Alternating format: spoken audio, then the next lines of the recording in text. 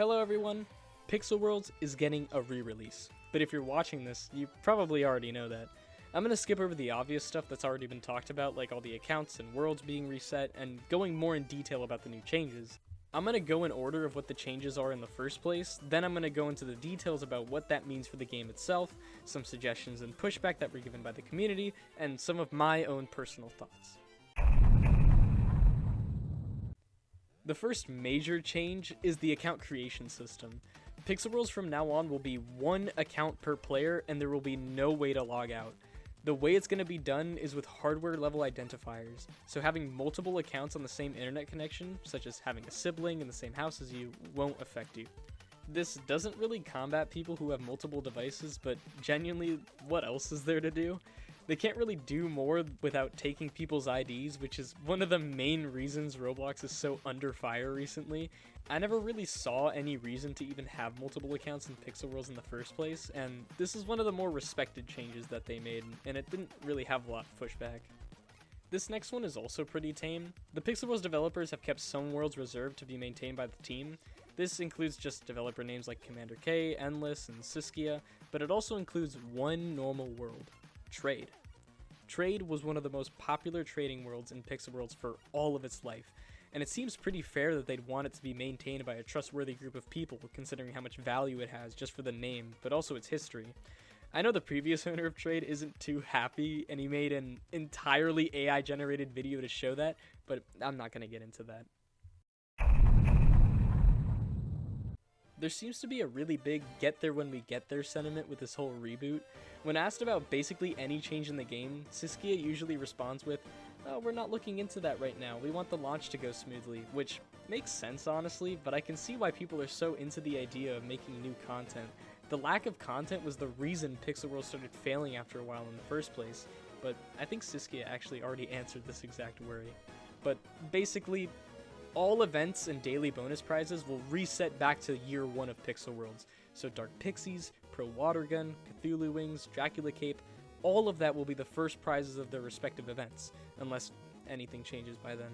But Dark Pixies will be the first VIP daily bonus, that was confirmed. One thing that is getting a major rework, and is genuinely the biggest breath of fresh air in all of this, is the Nether rework. The Nether is now split into 5 difficulty levels that vary in world size, enemy and trap difficulty, higher XP and gem rewards, alongside improved prize drops. Each level of the Nether has its own scroll, and each scroll requires a certain level requirement. The enemies in the level 5 Nether, for comparison, are the same ones as in the Deep Nether, so don't fully expect the 5th level of the Nether to be harder than the Deep Nether already is. It's a pretty simple change, but it makes the Nether infinitely more replayable and so much more fun to coordinate. It's easily the best change with the entire reboot. But notice how I said level requirement. Pixel Worlds is going down a way more RPG, RuneScape-esque route. Players need to meet a certain level requirement before being able to use or even equip certain clothing or gear in the game. The higher the armor, damage, range, the higher the level requirement. This level requirement also extends to locks.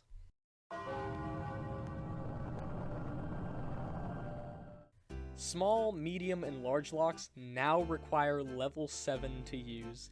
To be entirely honest, outside of the first hour or so of the game releasing, this change won't really affect much.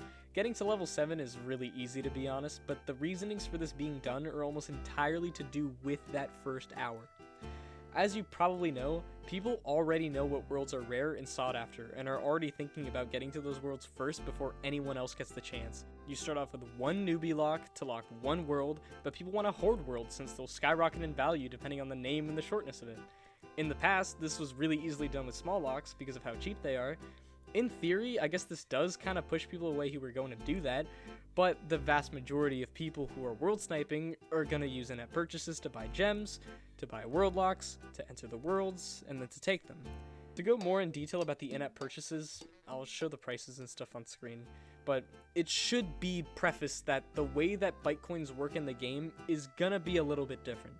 Bytecoins will still be the main currency of the game and are still obtainable through normal gameplay with stuff like the daily bonus and daily quests, but the main method of them being introduced into the economy will be through the Bytecoin packs, which are now direct in-app purchases. This could be remedied with reworking the reward system in the game to give Bytecoins out in a more meaningful and fair way, but I think the main goal is to have very little Bytecoins in the game at once, be owned by a very small percentage of players who bought them, have it all be spread out amongst players by large amounts of trading, which just sounds like a form of trickle-down economics. To be entirely fair though, I think it is going to go better than the way that people make it out to be. Bytecoins were always able to be bought via in-app purchases from the very beginning. Buying gems and then buying Bytecoins was a very real thing people did, so I don't really see the difference there, especially considering the fact that the gem to byte conversion ratio to real currency is pretty similar to the cost of how much Bytecoins are being sold directly through the new packs. And it will lead to big wealth gaps and large amounts of hoarding, which were always a problem in Pixel Worlds, but I think these issues will happen way sooner than before. Gems also got some reworks, but it was mainly dropping the gems received from the packs back to the pre-inflation increases that were done during the game's original run, which I think is a pretty good change. They're a bit expensive for what you get, but I think that's an upside more than a downside, but there is a light at the end of this dark tunnel. It's actually not that cool, but it is kinda cool. VIP will give you double the daily gems, 2,000 to 4,000, and you will get 10% of the total gems you'd receive after all of the daily gems are collected immediately. That means up front, Bronze VIP will give 4,000 gems, Silver VIP will give 12,000, Gold VIP will give 36,000, Ruby VIP will give 72,000, and Diamond VIP will give 146,000. They are more expensive, but these are pretty significant buffs. I think a lot more people are going to buy VIP instead of the packs directly, which I think is mainly what they'd like for you to do anyways. Other than that, I think that we went through most of the major changes they've made. To be entirely clear, their goal was to work on the fundamentals of the game, which I respect them for. I hope their communication gets better though, since that was one of the major things they listed was a feature of this reboot. Also, I don't really know where to fit it into this video, but card game and recyclers won't be in the game at launch. Other than that, the things mentioned and most other random things are pretty similar or completely intact, such as PvP and mining from what I can tell. Hopefully everything goes well, but I think people are being really negative about it, and I can't lie when I say that I'm expecting things to go great. I think there is a lot of negativity around it, and I think it does kind of sour the experience in some way, but like, we have not been shown great things to wait for, to be entirely honest with you. I hope you guys enjoyed my ramblings about the game, and if you want to see more Pixel Worlds content, keep me in your thoughts. Thank you guys.